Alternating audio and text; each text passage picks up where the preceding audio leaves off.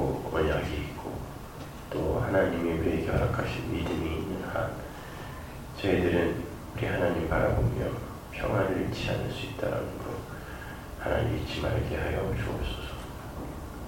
그때마다 내 상황과 환경 바라보지 말게 하시고 저 위에 보이지 않지만 나에게 믿음으로 와 있는 하나님 나라에 대한 소망을 우리가 가슴으로 볼 수 있게 하여 주시고 그러기 위해서는 우리가 하나님의 말씀을 올바로 이해해야 되겠습니다. 이 아침에도 우리의 눈과 귀를 열으셔서 하나님께서 우리에게 모든 일들을 비밀로 감추어두신 그러나 우리에게는 열어주신 하나님 나라의 그 보배 같은 말씀을 이해시켜 주옵소서. 예수님의 이름으로 기도합니다. 마태복음 13장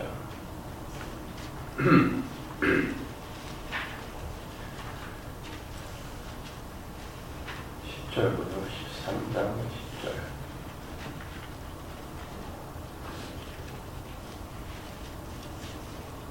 제가 공부하겠습니다. 제자들이 예수께 나와 이르되 어찌하여 그들에게 비유로 말씀하시나이까? 대답하여 이르시되 천국의 비밀을 아는 것이 너에게는 허락되었으나 그들에게는 아니려나니 물을 있는 자는 받아 넉넉하게 되되 없는 자는 그 있는 것도 빼앗기리라. 자, 하나님 나라에 대해서 우리가 계속 살펴보고 있는데 오늘 이제 하나님 나라 다섯 번째 하나님 나라의 비밀에 대해서 살펴보죠. 11절에 보면 하나님 나라의 비밀, 거기서 천국의 비밀이라고 되어 있어서 이제 소유격처럼 보이지만 천국에 관한 비밀, 하나님 나라에 대한 비밀, 하나님 나라에 대한 비밀을 어떤 한 무리에게만 여시고 또 그 나머지에게는 닫으셨다라는 뜻이죠. 그 비밀이라는 단어 자체가 미스테리라는 뜻이에요. 무스테리온, 헬라어로. 그 무스테리온이 뭐냐면 당시 그 헬라 고대 시대 때에는 그 밀교라는 게 있었어요. 지금도 이제 밀교들이 많이 있는데 그 비밀 집단이죠. Secret Society라고 해서 지금도 뭡니까? 비밀 결사 같은 게 있어갖고 국제적으로 이렇게 이제 사람들을 모아서 자기들의 조직들을 만들고 거기에 들어가려면은 어떤 의식을 행해야 되고 그런 어떤 또 자격이 있어야 되고 그런 사람들이 있어요. 지금도 있고 이제 혹자들은 그 사람들이 전 세계를 지금 백악관 뒤에 있는 파워 세력이라고 이야기를 하죠. 환율도 그 사람들이 마음대로 쥐었다 놨다 하고 미국의 그 민주당이 이번에 대패했다고 하는데 그런 이제 정당의 성패도 직접 관여를 하고 그런다고 하죠. 근데 전면에 나타나지는 않는 거죠. 그런 이제 그 비밀 조직들 그 밖에서는 아무도 모르잖아요. 아무도 모르는데 그 안에 들어가서 거기에서 일정한 교육을 받고 그들이 이제 그들의 조직에 대해서 이제 설명해 줬을 때 이거구나 라고 이제 그들만 알게 되는 거예요. 고대 시대 때도 그런 집단들이 있었다. 그런 그 집단 그 단어를 예수님이 갖다 쓰신 거예요. 그러니까 어떤 소수에게만 열렸다는 뜻이에요. 하나님 나라가 뭔지에 대해서는 어떤 소수에게만 열렸다. 그러니까 다른 사람들은 전혀 못 알아보는다는 뜻이에요. 근데 안다고 하는 사람들이 있어요. 오늘날도 마찬가지죠. 그 바로 밑에 보면 12절에 보면 있는 자는 받아 넉넉하게 되되 없는 자는 그 있는 것도 빼앗기리라. 이게 무슨 말이냐면 누가복음 8장을 한번 보세요. 병행 구절이 뭐라고 되어 있는지. 누가복음 8장 18절 보면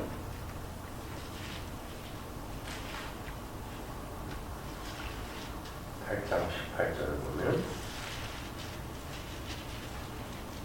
그러므로 너희가 어떻게 들을까 스스로 삼가라. 누구든지 있는 자는 받겠고 없는 자는 뭐라 그래요? 그 있는 줄로 아는 것까지 빼앗기리라 그래요. 응? 없는 자는 그 있는 것도 빼앗기리라가 뭐냐면 그 있는 줄로 아는 자들이 있다는 거예요. 그러니까 원래 없는데 있는 줄로 아는 자, 그들이 이제 가짜 가라지들인 거죠. 어제 제가 그 CTS 방송에 가서 사회를 봤는데 설교하러 오려는 줄 알고 봤더니 4시간짜리 방송에 사회를 보는데 초대 손님이 8명인가 있었어요. 그 중에 이제 남가주 교회협의회 회장 목사님부터 시작해서 각 교단의 대표 목사들이 나오고 간증하는 사람들이 쭉 나왔어요. 헬렌 킬러 병이라고 해서 눈도 멀고 귀도 먹고 말도 못하는 승기라는 굿모닝 엔젤이라는 책이 있죠. 그 승기 엄마도 나오고 해서 제가 이제 인터뷰를 하는 거예요. 4시간 동안. 인터뷰를 하면서 이 중에 하나님을 아는 사람이 단 한 명도 없다는 걸 제가 확신을 했어요. 남가주 교회 협의회 회장이라는 사람을 뭐니 해도 뭐니가 최고야. 농담이라도 방송에 나와서 교회 협의회 회장이라는 사람이 그따위로 말하면 안 되죠. 정말 마이크로 그냥 한 대 때리고 싶더라고요. 너 같은 무식한 인간이 어떻게 목사가 돼서도 그것도 남가주 전체 교회 협의회 어떻게 회장이 됐냐. 속으로 한심해갖고 말이죠. 그리고 대부분 이제 고난에 대해서 제가 이제 첫날 설교를 했으니까 제가 인터뷰를 한 건데, 그래서 고난에 대해서 계속 질문을 해요. 질문을 하면 하나님을 참고 견디면 반드시 이 세상에서 회복을 시켜주고 부자를 만들어준다는 거예요. 논리가 다. 듣다 못해서 제가 나중에 그러면 많은 그리스도인 중에 대부분이 이 세상에서 자기가 올라가고 싶고 되고 싶어하는 그 자리에 못 가고 죽는 사람이 대부분인데 그 사람들은 어떻게 된 거냐 물었더니 그럴 수도 있겠죠. 그럴 것이에요. 뭐야 정말 그럴 수도 있겠죠. 뭐예요? 그러면은 사람들에게 어떤 그럼 복음이 뭔지에 대해서 하나님 나라가 뭔지에 대해서 어떻게 설명하고 있냔 말이에요. 지금 자기 교회에서는 그냥 몇 명 아주 운 좋게 열심히 참고 견뎠더니 뭐 내 문제가 해결이 되고 내 병이 낫고 뭐 회복된 사람이 있다고 쳐요. 몇 명. 그럼 대부분 나머지는 뭐냔 말이에요. 그러면 복음이 고작 하나님 나라라는 게 고작 그런 거예요. 이 세상에서 내가 원하는 되고 싶은 나를 성취해 주는 게 복음의 능력이니까. 근데 이사장이라는 사람도 똑같은 소리 하고, 그래서 내가 왜 와서 이걸 사회를 봐야 되나 처음엔 그랬는데 나중에는 잘 왔다라는 생각이 들더라고요. 이게 남가주 교계의 현실이구나. 아니 남가주 교계의 현실이 아니라 전 세계 기독교의 수준이 이 정도구나 라는 걸 제가 확연히 깨달았어요. 그중에는 큰 교회 목사도 있고 뭐 박재준 목사 후계자도 오고 하여튼 뭐 각양 그래도 이 교계에서 내로라는 사람들이 왔는데 제가 보기엔 복음의 비읍자도 보는 사람들. 그래서 과연 뭐 너무 이 분위기를 어렵고 무겁게 끌지 말라 그래서 그냥 일상적인 질문들을 던지다가 그러니까 네 맘대로 하세요 이렇게 던지다가 간혹 성경에 대해서 제가 가끔 한 마디 톡 던지면 제대로 대답한 사람이 한 사람도 없어요. 그러니까 자기가 알고 있는 그 상식으로 여태까지 어려서부터 들었던 상식으로 그냥 대충 사람들을 가머니솔로 그냥 위로해주고 있는 거죠. 그건 위로가 진짜 위로가 아니거든요. 그래서 제가 목사님들은 그러면은 그렇게 고난에 빠져있는 사람들을 말씀 속에서 어떻게 위로합니까? 그래서 어떻게 해야 사람들이, 교인들이 위로를 받을까요? 그 고난 속에서. 하나님이 침묵하시는 것 같은 고난 속에서 어떻게 위로를 받을까요? 그랬더니 밥 먹을 때 옆에 앉아서 위로해 주면 된대.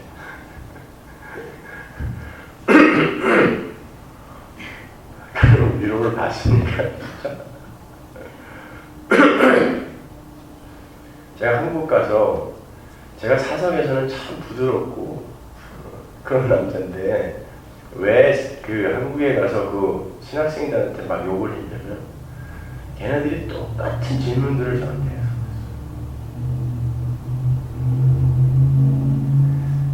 그러니까 질문을 하라 그랬어요. 니들이 신학교에서 배우면서 궁금한 것들이 분명히 있을 거고 나는 내가 진짜 내 사재를 털어서 내가 책이 나오면 그걸 너희들한테 나눠주는 바람에 내가 계속 빚을 지고 있으면서도 너희들에게 계속 그렇게 책을 보내주는 건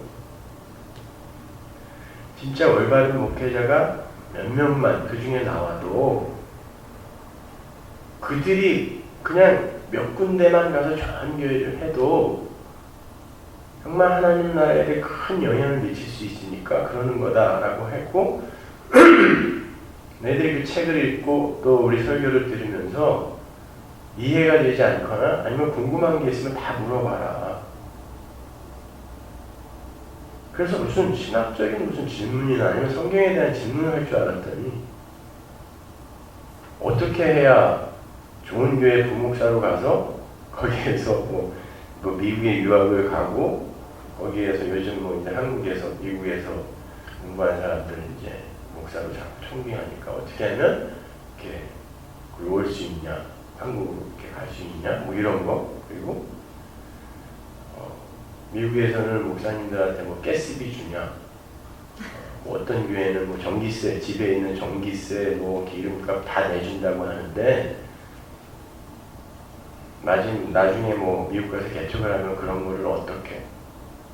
그래갖고 제가 듣다 못하고 쌍놈 새끼들이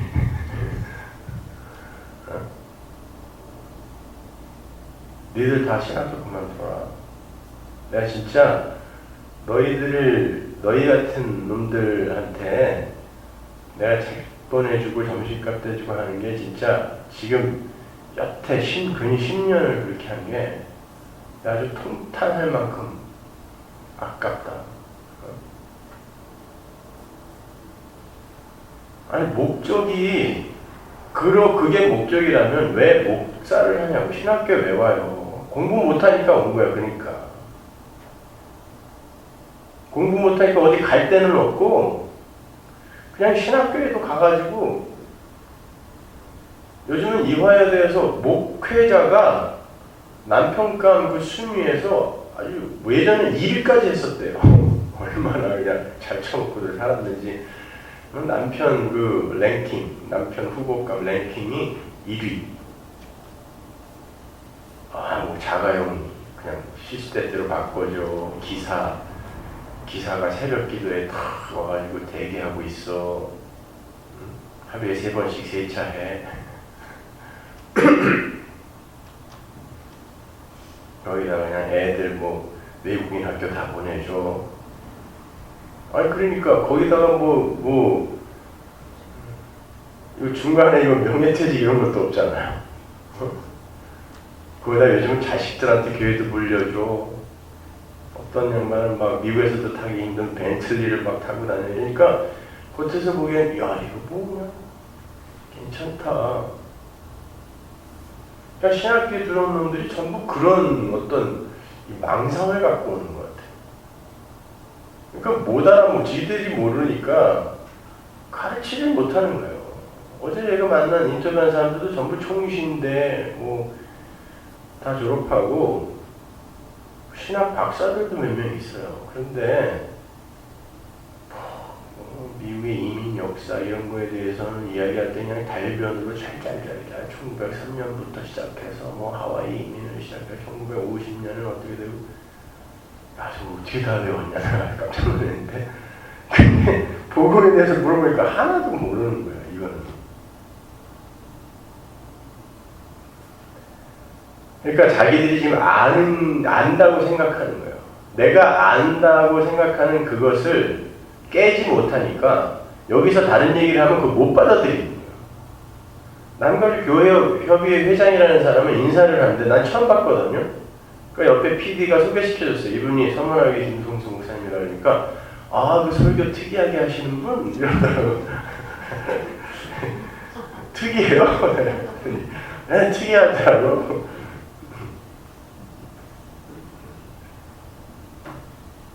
특이한 거예요. 복음을 이야기하는 특이한 거야. 그런데 우리들이 얘기하는 거랑 달라. 그러니까 특이한 거예요.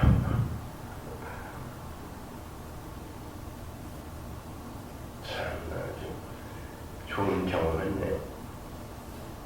밤늦게까지 있으면서 피곤해 죽겠는데 하나님이 그래도 좋은 거 가르쳐 주시는구나.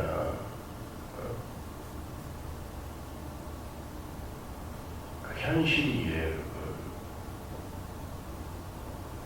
근데 여러분이 한번 잘 생각해 보세요. 매주 떨어지는 그 설교 말씀,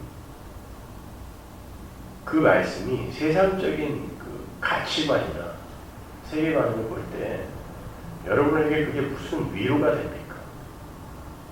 여러분은 아니라 그냥 죽어야 된다고 해요.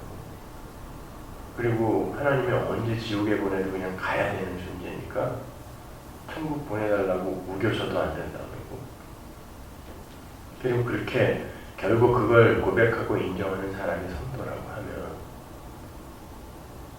바리새인들이 예수님이 그렇게 얘기하는 바람에 죽인 거잖아요. 지금 오늘 본문에서도요, 예수님이 왜 비유를 말씀하셨냐 그러니까 못 알아듣게 하려고 그랬다. 근데 왜 그 사람들한테 못 알아듣게 했냐면 나중에는 알아듣게 얘기했거든요.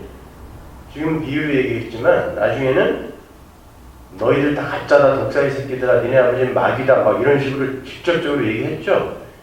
지금 예수님께서 공생애를 다 마치기 전에 확 얘기를 해버리면 예수님이 그들에게 맞아 죽으면 안 된다고요. 그러니까 비밀로 얘기했다가 나중에 진짜를 얘기했더니 못 알아들을 뿐만이 아니라 그 이야기 때문에 기분이 나빠서 예수님을 죽여버린 거예요. 근데 저는 지금 여러분에게 비유로 얘기하지도 않고 직접적으로 여러분에 대해서 공격을 하고 있단 말입니다. 각자에 대해서. 그죠? 그런데 여러분이 왜 그 속에서 아픈데도 불구하고 어떻게 소망을 더욱더 공고히 하며 하나님 나라에 대한 어떤 그런 기대를 쌓아가게 되냐고요. 하나님이 그 비밀을 여러분에게 알리십니다. 비밀을. 근데 고린도서에 보면 바울이 그 비밀이 언제 감추어졌냐면, 감추어졌다는 건 언제부터 있었다는 거 아니에요. 그죠? 미리 존재가 되어 있다는 얘기인데, 언제 감추어 놨냐면 만세 전에 나타났어요. 바울. 그러니까 만세 전이라는 건 창세 전이거든요. 영원 속에서 하나님이 비밀을 감추어 뒀는데 예수님이 뭐라 그러냐면 내가 그 비밀이다 그런다고요. 내가 그 비밀이다.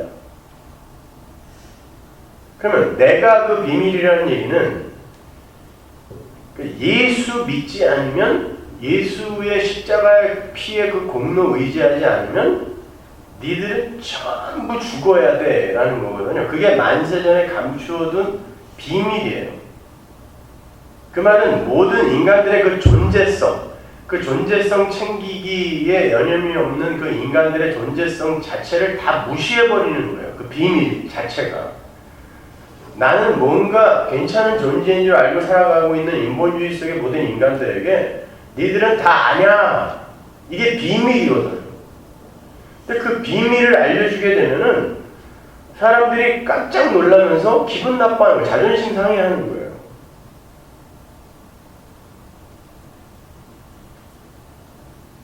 그냥 하나님이 생명나무를 아예 감춰놓고 생명나무가 예수 그리스도잖아요. 그 생명나무만 먹어야 살아요. 근데 하나님이 감춰버렸어요. 화형검으로. 그리고 예수의 십자가로 말미암아 그 휘장을 찢었는데 그게 화형검과 그룹이거든요. 근데 그거를 믿음으로, 그게 열렸다는 걸 믿음으로 인정하는 자만 그리로 들어가는 거예요. 아니면 여전히 화형검으로 감춰져 있는 거예요. 그것이. 그래서 예수님이 그러죠. 지혜 있는 자들에게는 다 감추어놨는데 어린 아기에게만 열어놨다. 어린 아기는 누구냐면 아버지 절대 의존자로 살 수밖에 없는 자. 그 자들에게만 여십니다. 천국의 비밀. 그러니까 예수 의지하지 않으면 다 죽습니다. 이게 천국의 비밀이에요. 그러니까 여러분은 예수만 꼭 붙드시면 돼요. 다른 거 하나도 필요 없어요.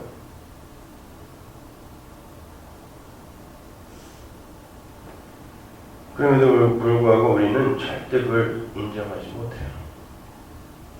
왜 사람들이 그걸 못 알아듣냐? 그 밑에 보면은 완악하여 그러죠. 15절에 백성이 마음이 완악하여. 그걸 원어 그대로 번역을 하면 심장에 기름이 끼었다 하는 뜻이에요. 심장에 기름이 끼었다. 그 말은 이 세상 속에서 하나님이 그냥 하나님의 그 계시를 언약을 완성시키기 위해 잠시 존속하고 있는 이 역사 속에서 인간들이 문명을 만들어 갖고 자기들의 왕됨을 추구하려고 하는 그 모든 역사의 소산물들을 그냥 지가 먹어야 할 양식인 줄 알고 그것들에 만족하며 사는 상태를 심장에 기름이 낀 상태라고 하는 거예요. 심장에 기름이 끼면 금방 죽습니다. 여러분. 지방심장이라고 했죠. 지방간보다 더 무서운 게 지방심장. 그 말에 지방은 심장이라는 뜻이 이것이. 언어로 보면. 그냥 그 사람이 이미 죽은 목숨인 거죠. 이 세상에 그 어떤 것도 여러분이 의지해서는 안 돼요. 그걸 깨고 들어오는 게 하나님의 말씀이거든요. 거기에는 가족도 포함이 되고 돈도 포함이 되고 뭐 여러 가지 관계도 포함이 되고 교회도 포함이 되고 그 어떤 것도 여러분의 힘이 되면 안 돼요. 사람들이 이 교회가 여러분의 힘이 되면 안 됩니다라고 이야기하면 굉장히 의아하게 생각하시는데 여러분은 교회를 우상화시키면 안 돼요. 그게 역사 전체가 그 행했던 오류인데 교회 자체가 어떤 여기는 올바른 교회야, 여기는 뭐 괜찮은 사람들이 모여있는 교회 이렇게 우상화되면 안 돼요. 하나님이 언제 여기 계실지 몰라요. 자꾸 그렇게 우리가 교회를 지켜 세우면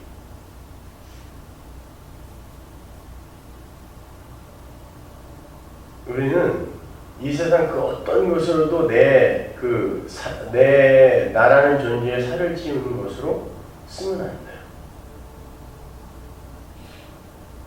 계속 토해내는 훈련을 시키시는 거예요, 하나님.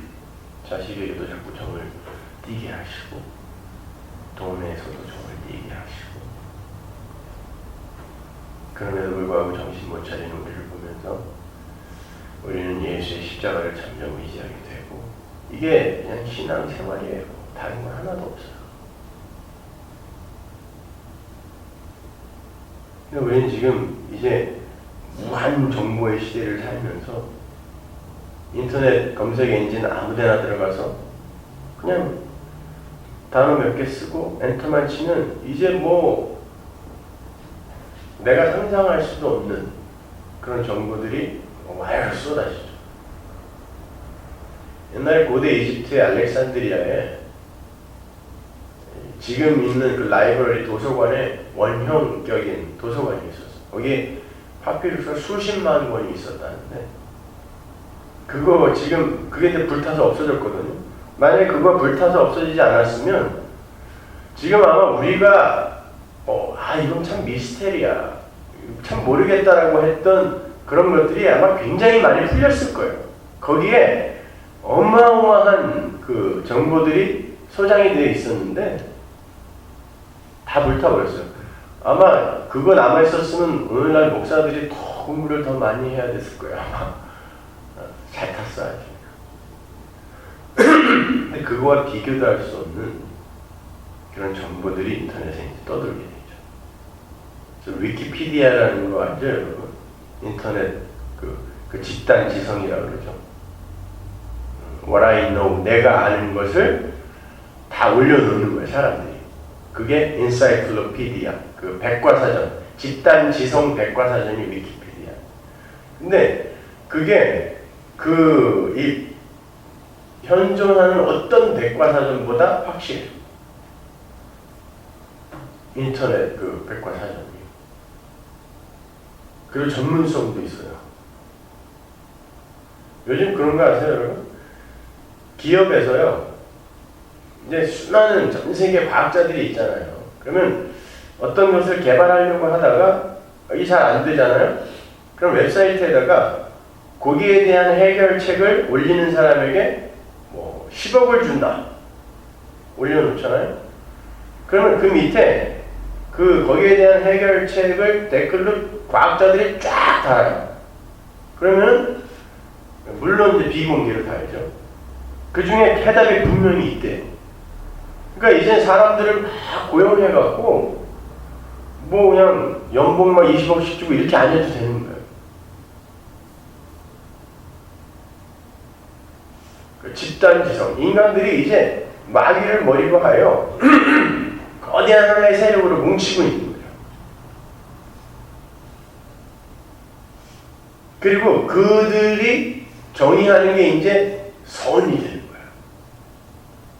그리고 그들이 정의하는 게 악이 되는 거예요. 그러니까 절대 진리가 설 수 있는 공간이 없어지는 거예요. 왜냐면 그 집단 지성이 진리가 되는 겁니다. 근데 대부분 그들은 불신자란 말이에요. 그러니까 세상은 그들에게 끌려가는 거예요. 그러니까 프리메이슨 같은 그런 집단이 지금 뭐 전 세계를, 특히 뭐 미국의 머리라고 하는데 그 1불짜리에 나오죠? 맨 꼭대기 탑 위에 이렇게 눈가랑 딱 그려 있잖아요. 그게 프리메이슨 기구거든. 미국은 돈에까지 들어가 있어. 이 돈 이거 우리 거야. 그러니까 그러한 어떤 이 세계를 움직이는, 그래서 세상 사람들은 뭐라고 해요? 불순종의 영, 그들에게 순종했던 너희, 그러죠. 그러니까 누구에게 지금 끌려가는 집단이죠. 근데 거기에서 그들이 이게 진리야, 이게 선이야라고 막 가르치고 있는데, 그 집단 지성이 가르치고 있는데, 그거 아니야, 이게 진리야, 요 조그만 책 하나 딱 갖고 나와갖고 요게 진리야라고 이야기하는데 이걸 누가 믿겠냐고요. 근데 이게 믿겨지는 게 기적 아닙니까? 네? 그러면 이 비밀이 여러분에게 열렸다는 것, 그게 진짜 감사함으로 여러분에게 여겨지냐고요. 그들을 성도라고 하는 거예요. 그래서 그들은 이 세상에서 바보처럼 살게 돼요.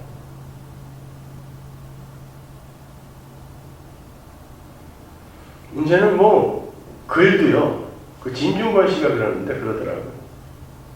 자기가 글을 어떻게 쓰는 줄 아네요. 인터넷에다가 구글 같은 데 들어가서 내가 오늘은 뭐에 대해서 글을 써야지. 그러고서 그 단어를 탁 치면 그냥 쫙 나오네요. 쫙 나오면 아니 이 단어를 갖고 이런 이야기에 이 단어를 쓴단 말이야 하는 그런 아주 멍청한 문장들이 막 나온대요. 근데 거기에서 힌트를 얻는다는 거죠. 그러니까 기계는 생각이 없어서 멍청한데 그 멍청함에서 자기가 인사이트를 얻는다는 거죠. 그래서 그것들을 갖다가 클릭을 해갖고 자기가 생각하지도 못한 것들만 그 한글이나 워드 파일로 이렇게 페이스트를 한대요. 다 붙여놓는다는 거죠. 다 읽은 다음에 이제 여기다가 필요한 것만 다 놓고 나중에 이걸 쭉 읽으면서 재배치를 하는 거예요. 그렇죠. 창조는 새로움은 요소가 아니라 배치다. 쿠퍼가 그랬나요? 하여튼 이게 자기는 이제는 이 포스트 모더니즘 사회에서 이 정보는 이미 해낼 것이 없는 거예요. 다 있는 거예요. 있는데 여기에서 창조라는 건 이걸 어떻게 누가 제재를 잘 배치하느냐라는 거예요. 그러니까 어떤 그 집단 지성이 내어놓은 것들을 그냥 그 속에서 지지고 볶고 하는데 사람들이 이걸 창조라고 그러고 그리고 사는 거죠. 이 포스트 모더니즘 시대의 아티스트들 보세요. 여러분 현대 아트를 하는 사람은요. 현대 미술 보면 거기에 창작이 없어요. 조영남 같은 사람 보세요. 화투를 갖다 붙여놓고 그거 자기 창작입니까? 아니죠. 이미 있는 어떤 것들을 놓고 그걸 재배치하고 재구성하는 거예요. 근데 그걸 작품이라고 해요. 그러니까 창조가 없어진 거죠. 이제는. 음악 마찬가지예요. 요즘 아이들 음악 들어보면 전부 이미 있는 음악들을 샘플링을 해서 그걸 갖고 그냥 만들어요. 그래서 뭐 어떤 노래 들어보면 애들 노래인데 막 님은 먼 곳에가 들어가 있기도 하고 막 이런 거예요. 그 텍스트 마찬가지예요. 그러니까 이미 어떤 존재가 이거가 진리야라고 규정해 놓은 그것들 속에서 그냥 방울방울 사는 거예요. 근데 그 밖에 있는 것이 이거라는 거예요. 그들이 전혀 이해하지 못하는 그 집단지성, 이 세계를 끌고 가고 있는 집단지성 밖에 있는 게 바로 이거기 때문에 우리는 항상 이방인이 되는 거예요. 대화를 해도 이방인, 삶 속에서도 이방인, 관계 속에서도 이방인, 외롭죠. 대화가 안 통해요. 삶의 방식도 달라요. 근데 그걸 여러분이 수긍하고 인정하고 받아들인다는 것 자체가 복인 거예요.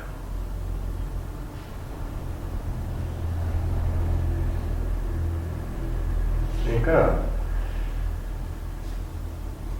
여러분이 지금 역사 속에서 겪고 있는 여러 가지 사건이나 환경이나 상황 같은 것들, 그런 것들은 그냥 신기루라고 보시면 돼요. 원래 그건 잡으면 없어지는 거예요. 근데 그냥 지금 내 오감으로 감지가 될 뿐이지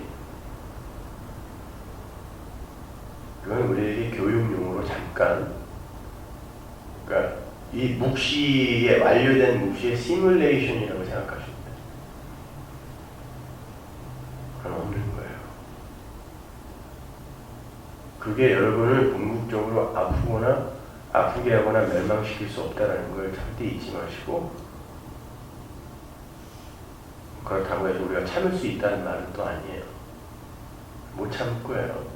그렇지만 거기에서 정말 절망의 나락으로 떨어지시면 안 돼요. 여러분은 하늘의 비밀을 아십니다. 보이지 않는 하늘을 아는 사람이 어떻게 그 세상 속의 이 현실을 갖고 절망할 수 있겠습니까? 그 어떤 목사한테 우리는 하늘의 소망을 갖고 살아야 되는데 이 세상 속에서 우리가 겪는 고난 같은 거를 그럼 우리는 어떻게 디파인 해야 되냐고. 물었어요. 넌지시. 어떻게 하늘의 소망만 갖고 살아요?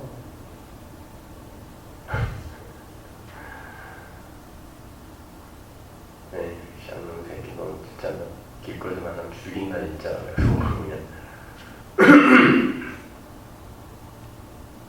아니 그 밑에서 배우는 사람들이 뭐냐고. 난 그 사람들이 너무 불쌍해갖고 집에 오는데 그냥 가슴이 쭉 내려앉아갖고 그냥 무겁고 묵직하다. 어떻게 하늘의 소망만 갖고 삽니까가 무슨 말이에요? 하나님의 말씀을 대항한다는 자가 어떻게 소망만 갖고 사냐고? 아니 여러분 소망만 갖고 사셔야 돼요. 이 세상의 현실은 절대 여러분은 어떻게 할 수 없어요. 흔들 수 없어요. 그 속에서 믿음 발휘하라고 주는 게 현실이니까 그래서 믿음 발휘하세요. 그럼 됩니다. 그 하나님이 맡기신 역할을 잘 수행하라는 가면 되는 거예요. 그 짧은 인생 영혼 속에 가면 정말 이 초놈에 불과한 성경이 그러잖아요. 한 경점이라고 그래요. 우리 인생 한 경점. 그 말 점이라는 거예요. 영혼 속에서 이 점. 그 점 같은 인생. 그 점 아무데나 톡 치면 없어지는 그 점이거든. 거기에서 그 점에다가 그냥 금맥기 칠하려고 그런 거 하지 마세요. 언제 없어져도 없어지는 거. 그냥 하나님이 살아있으라고 하는 자리에서 잘 살아있으면 되는 겁니다. 기도하겠습니다. 하나님을 감사합니다. 아버지 하나님, 모든 자에게 막혀있는 하늘의 비밀 어떻게 우리에게 이렇게 열어주셨습니까? 하나님 그 무엇을 알고 복음으로 위로받고 행복해하는 이런 이들이 이 세상에 존재하는 것, 하나님 그 자체가 기적입니다. 아버지 하나님, 다른 것에 휘둘리지 말게 하시고 항상 땅에서 눈을 들어 하늘을 바라보며 우리에게 이미 완료된 결과물이 있다는 것 잊지 말게 하옵소서. 예수님의 이름으로 기도합니다.